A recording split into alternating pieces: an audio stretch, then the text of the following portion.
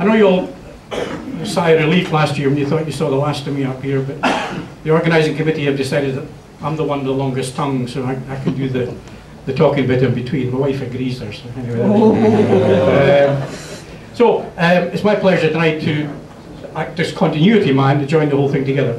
But I'd like to just welcome you and start off by asking the man who took over my seat as the coordinator this year and did an excellent job, Andy Pemberton, to talk to you about 2011.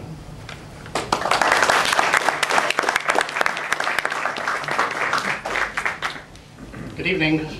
Welcome. Thank you for coming along tonight. I think you'd all agree it's been a fantastic year. Whilst we did not have quantity, we certainly did have plenty of quality out there in the stages, and I think everybody had a good time. At the start of the year, we had the Dragon's Den, and Sean and Jordan took the spoils of £2,000 from the Dragon's Den, which is a good help towards the season for them. Hankook, our tyre supporters, gave 16 free tyres to Sean and Graham Shonaville, so their tyres were covered for most of the year, so that wasn't so bad for them. Our Honda Civic winner last year, Ewan Duncan, he won a Honda Civic road car as a prize for the year, so I think that's quite a good prize for winning a wee championship, which is not so bad. Yeah.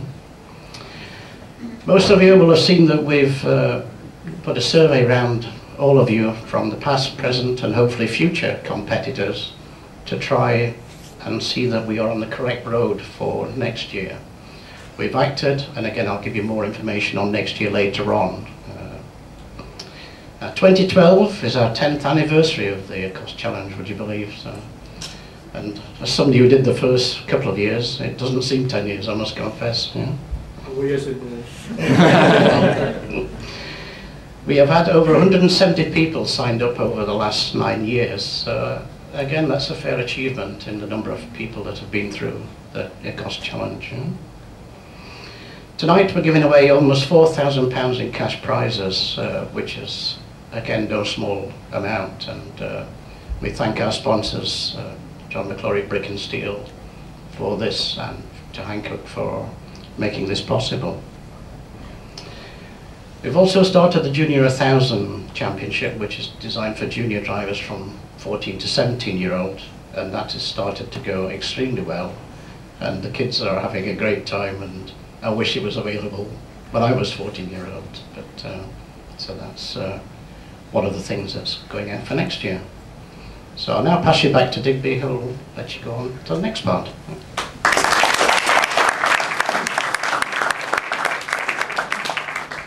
Thank you very much, Andrew. I'd just like to say that, I mean, you've done a great job this year. I saw at times you sitting there in the corner with your head in your hands, but your hair, there's still got some hair there. So. Yes. Anyway, the next bit before we move on to the prize giving is that we're delighted that our guest tonight to hand over the prizes to you people, to the award winners, is somebody we should all aspire to in terms of position he's achieved. 3-time Scottish champion and now British rally champion is no mean feat. So I'd like to welcome David Bogie up onto the stage with our Parkinson version from Edinburgh. Richard is going to have a quick chat with David, if you'd just like to come up, please.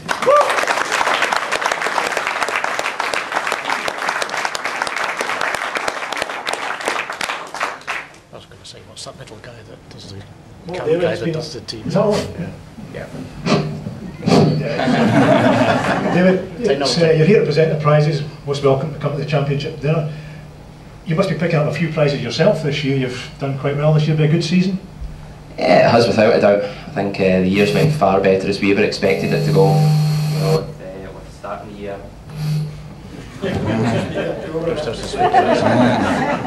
With starting the year, just doing the first 2 rounds of each championship, you know, I never believed we'd be in the position we're in now, so no, it really has been something special. In such a special year, has there been any particular highlight that stood out, anything you really think was particularly outstanding? Yeah, there was loads of highlights, to be honest. It'd be very difficult to single out one, but you know, probably winning the first round of the British Championship was pretty special. When we went there, we seemed to be the underdog, and you know, we had very little media publicity beforehand, and you know, to go there, kind of stamp down our authority, and you know, and get everybody behind us, it really was something special. You won 3 rounds of the British Championship, but I think you had a few sort of podium places.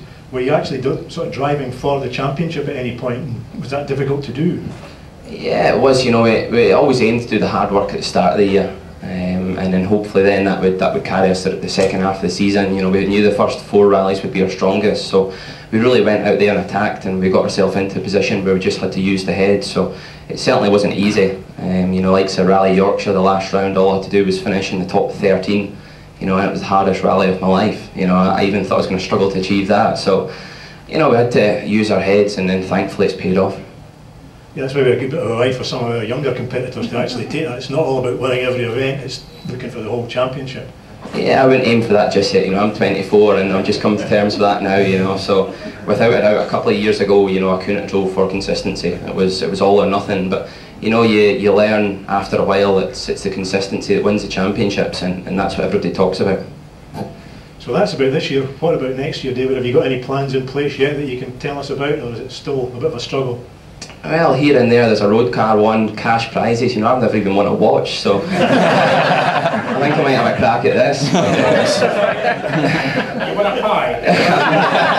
Tell us about the pie. I was just telling Digby there. I was in Carlisle yesterday. I stopped at a butcher shop, and I went in there, and the boy behind the counter says, "David Bogie," and I says, "Yeah.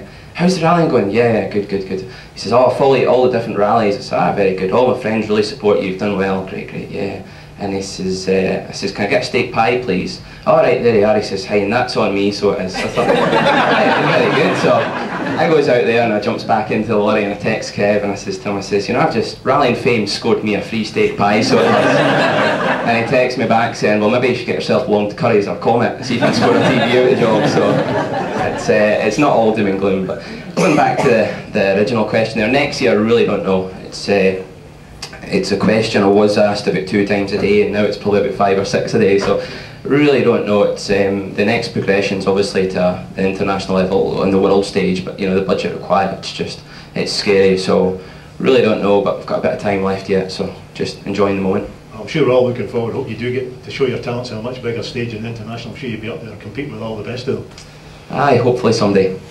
I think one last thing, it's getting your Christmas. We're all doing our letters to Santa. What would you be your top rally car, if you can have any rally car, apart from a Works Drive supported for this year perhaps? I think after a Civic, yeah. I think after Rally Scotland it'd have to be a Super 2000 car. You know, although these cars are very expensive, about £250,000, and the cars themselves are spectacular to watch, look awesome, fun to drive, and you know, that's something I would strive for in the future. But you know, the money involved, it's serious now, so I really don't know. We'll have to wait and see. Well, all the very best, David. I'm sure we'd all be happy to see you out there. We'll all be out watching you on the stage if you're on an IRC car. All the very best. Aye. Thanks very much. Thank you very much. Cheers.